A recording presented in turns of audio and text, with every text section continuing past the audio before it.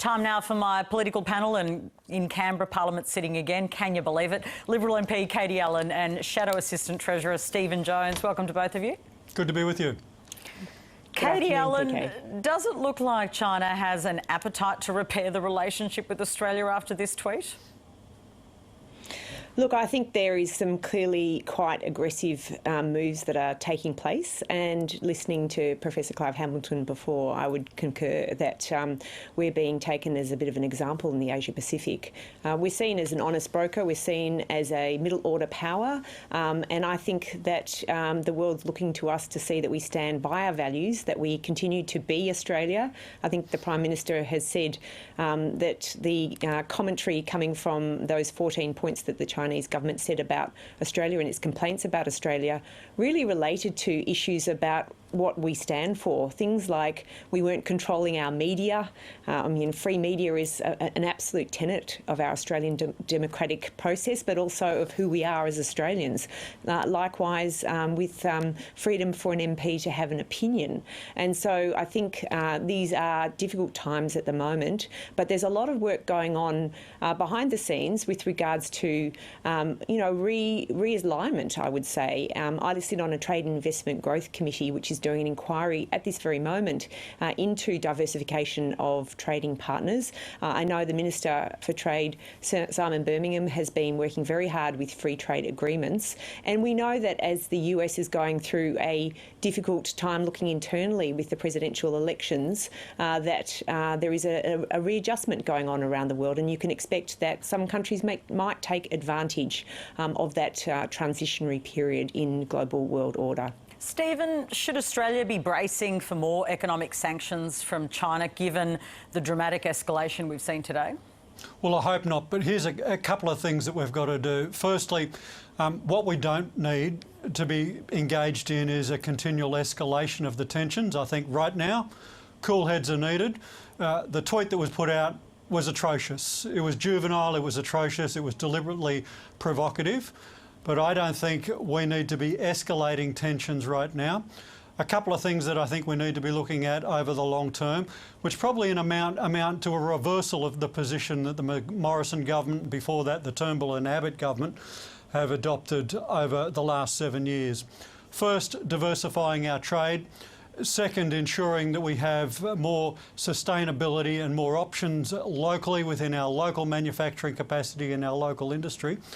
But thirdly, I think we need to revisit our approach to our relationship with international institutions. It's just 12 months ago that the Prime Minister himself was talking about the United Nations and other international fora as aspects of negative globalism. I think now more than ever, Australia needs to revisit some of those views, to rethink some of those views. Now more than ever, it's important that Australia engage multilaterally with other countries, middle power countries. We have a lot in common. We need to ensure that we're reaching out to those countries with whom we have shared values, shared economic relationships, to ensure that we move forward on these challenges together. Katie Allen, it's a bit of a dilemma for the government. What happens if we actually don't get an apology from Beijing? We heard from Clive Hamilton, he thinks it's incredibly unlikely we'll get an apology. What do we do then? Well, I think the first thing to say, this is an incredibly offensive tweet, but it is a tweet after all. And the most important thing is that, do we see it as something that's being provocative? I think it's very important that we say this is behaviour that we don't agree with, we don't support, we're offended by this, sort of behaviour. To actually make information up, fake news, is a really bad direction to be going in. So I think the first thing to say is that we don't agree with that sort of behaviour, and we certainly wouldn't stoop to that sort of behaviour ourselves. So we need to call it out. But there are other things that we are doing and will continue to do. We'll continue to reach out to China to build mutual respect and continue a relationship. They are our largest trading partner and will be in the foreseeable future. The short-term difficulties that we're having apart, but we're also developing lots of other trade agreements, and we're also developing lots of other arrangements. There's the Five Eyes, there's the Quad Agreement, there's lots of different bilateral and multilateral relationships that are being built continue to be built and are growing. And I think that we are seeing an adjustment around the world as things change. And in the post-COVID opportunities that arise, there's going to be a forward-leaning aspect of governments taking opportunities as they arrive economically around the world, and we want Australia to be part of that. Stephen Jones, the Director of Human Rights Watch in Australia, has said that the tweet is breathtakingly, gobsmackingly hypocritical, given China's human rights record. Do you think that's right? Look, I think the tweet was offensive. But I think on, it was. on the issue I'll of use my hypocrisy. I'll use my own words, not somebody else's. I think it was offensive, and I will make this point: the reason that Australians and the world know about the alleged crimes that have gone on in Afghanistan is that an investigation occurred, a report was compiled and then published not only to Australians but to the world. There's not many other countries around the world that can say, when we've done something wrong, we'll investigate it, we'll own it, and we'll put in place a process for dealing with that and ensuring justice follows. Not many other countries in the world that can say that. So before other countries in the world start throwing stones at us, maybe they might look to the way they handle their own problems and their own human rights issues, and instances that might occur within their own armed forces. I'm proud of the way that Australia's armed forces have dealt with the investigation and the review, and the fact that we've made it public. I don't agree with all of the steps that have been taken subsequent to that, but I think we can be proud of the way that we've dealt with this as a country. Okay, I want to go to the way we're handling it as a country and start with you on this, KDL. And Samantha Maiden from news.com.au is reporting that the Defence Force Chief, Angus Campbell, will back down on plans to strip 3,000 soldiers of honours they received for service in Afghanistan. Is that a result of political pressure?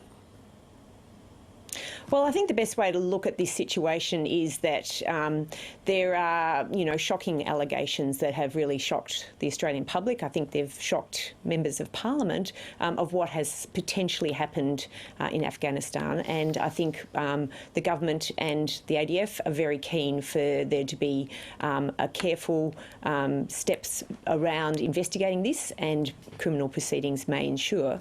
There is a second issue about a culture that may be surrounding why these activities may or may not have occurred. And I think the cultural aspect of this is something that has resulted in what might be seen as being swift steps with regards to a removal of those awards. And I think that the general public can make the distinction between a few people with their potential criminal allegations and the pride that we feel towards people who putting their lives on the front line to keep us safe in Australia. So I think Australians are very proud of the ADF in general. Okay. So you think that those 3,000 they're worried about this broad scoping response might be throwing out the baby with the bathwater. Okay, so you think that the honours should be kept. That's what you're saying.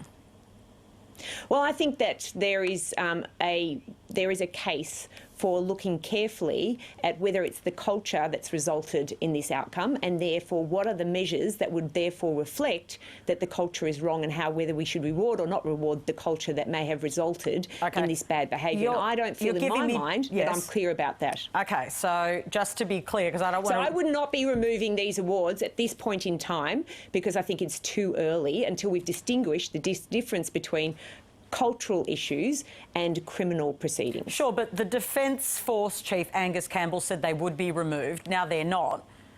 What are we to make of that?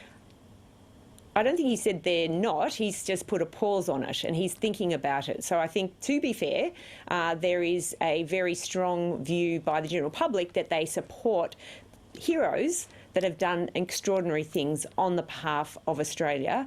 And we're talking about, in one instance, some very targeted things that have been allegations that are quite serious and confronting for the Australian public.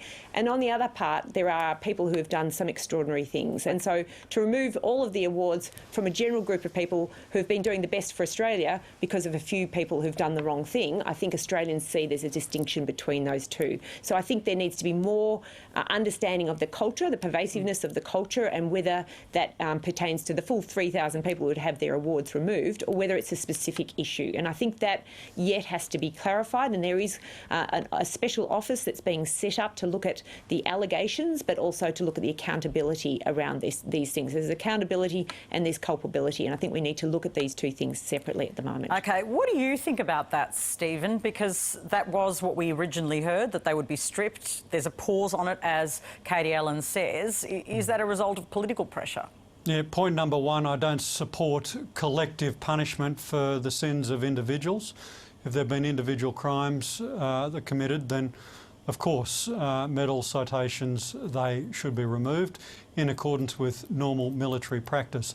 But I don't think you can visit the sins, the crimes of a relatively few, I think less than 20 out of several thousand serving military personnel. We shouldn't be visiting a collective punishment upon all of them. That's the first thing. The second thing, I think all Australians will be incredibly disappointed if they see the top brass handing out this punishment and don't cop any themselves. It beggars belief that people up the chain didn't know what was going on, and it beggars belief. In fact, it'll be absolutely incredulous if they don't cop some of the punishment themselves. Some of the top brass are going to have to fall on their sword. Thank you to both of you. It's been a really interesting conversation this afternoon. Good to be with you.